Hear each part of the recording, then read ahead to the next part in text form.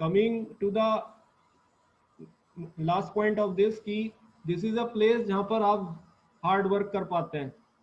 College में आपको assignment दिए जाते हैं, टेस्ट दिए जाते हैं, वो वर्क सब किताबी है। यहाँ वर्क आपका अपना है, जिसको आपको आगे करियर ग्रोथ में, फर्स्ट इंटर्नशिप तो पहला स्टेप है ना करियर का, करियर तो बाद में बनेगा। तो आपका जो है यहाँ पर हार्ड वर्क करने का एक वो होता है अपॉर्चुनिटी। जो टास्क आपको दिया जा रहा है वो कैसा भी हो सकता है, छोटा भी हो सकता है, बड़ा भी हो सकता है, ठीक है।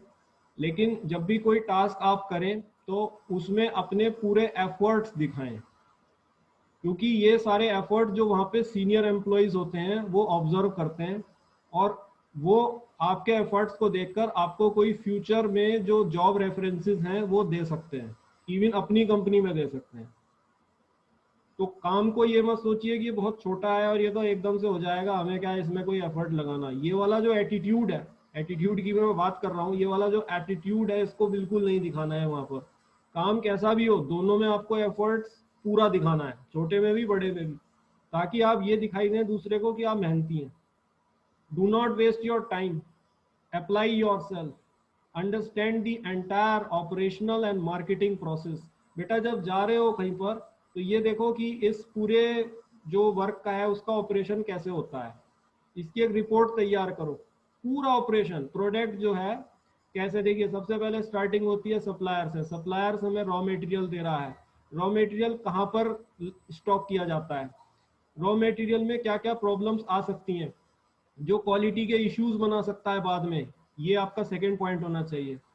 देन रॉ मटेरियल कहाँ पर किस मशीन में जाकर के क्रश हो रहा है, वो मशीन किस तरीके से फंक्शन कर रही है, ये आपका थर्ड पॉइंट होना चाहिए। That is on the entirely on the operation. Specially mechanical वाले तो इसी टाइप के इंडस्ट्रीज में जॉब कर रहे हैं। देन यू हैव टू सी कि जो प्रोडक्ट निकल के आ रहा है उसकी किस तरह की क्वालिटी है। इसके लिए आपको सैंपल्स लेने होंगे प्रोडक्ट्स के, और उनकी आपको क्वालिटी असेस करनी होगी, और ये देखना होगा कि क्वालिटी में डिफरेंस तो नहीं आ रहा है। देन मोस्ट इंपॉर्टेंट, कुछ स्टूडेंट इसके अलावा आगे की सोचते हैं कि ये मार्केट कहाँ हो रहा है। ये आगे की बात आ गई कि where it is marketed, at what price, what the company will do to increase the profit. So either the company will increase the quantity or the company will increase the price. If it is increasing the price, what will be the impact on cost? Cost पर क्या effect आएगा इस चीज का। तो ये learning है exactly work place की, जो आप इंटर्नशिप में ले सकते हैं।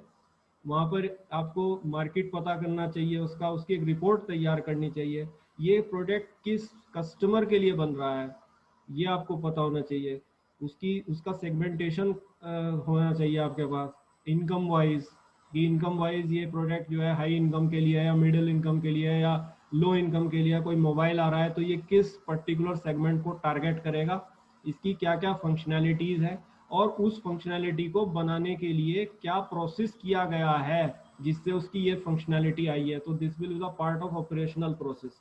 ये सारी आपको एक रिपोर्ट बनानी पड़ेगी, ऑपरेशनल प्रोसेस को देखना होगा कि किस तरीके से वो प्रोडक्ट बन रहा है। उस पूरे ऑपरेशनल प्रोसेस के बेसिस पर आपको मार्केटिंग प्रोसेस को भी समझना होगा कि ये कैसे बिक रहा है। तो सप्लायर्स यानी कि आपकी बैकवर्ड इंटीग्रेशन, कस्टमर्स या मार्केटिंग यानी कि आपकी फॉरवर्ड इंटीग्रेशन।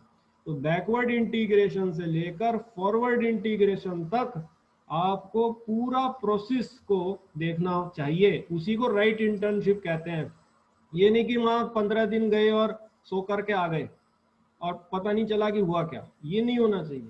उसका पूरा आपको दिखना चाहिए कि किस तरीके से रॉ मटेरियल आ रहा है, उसको कहाँ पर ये लोग स्टॉक कर रहे हैं, उस रॉ मटेरियल में क्या परेशानी आ रही है जिससे क्वालिटी पर इफेक्ट आ सकता है, उस रॉ मटेरियल को किस तरीके से ये यूज़ कर रहे हैं, ठीक है। वो जो चीज़ है, वो जो ओवरऑल ऑपरेशनल कैपिटल है वो क्या क्या है। जो कैपिटल है तो मशीन है ना जिनसे रॉ मटेरियल जाकर के प्रोडक्ट बनेगा, वो कैपिटल क्या क्या है, उस पूरे प्रोसेस को समझो। प्रोसेस एक लिंकिंग ऑफ टास्क होता है, टास्क 1 ये है, टास्क 2 ये है, टास्क 3 ये है, टास्क 4 ये है। वो टास्कों की सीक्वेंस सीखो, हर टास्क में क्या सब टास्क होते हैं उन्हें बनाओ।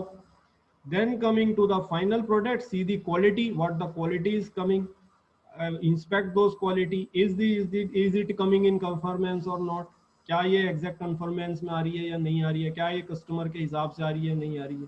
फिर मार्केट देखो, मार्केट में देखो तो ये देखो ये किस कस्टमर के लिए जाएगा प्रोडक्ट, उसकी इनकम क्या है, वो ये हाई इनकम के लिए है, लो इनकम के लिए, मिडिल इनकम के लिए, किस इनकम के ग्रुप के लिए, कस्टमर के लिए ये प्रोडक्ट जा रहा है।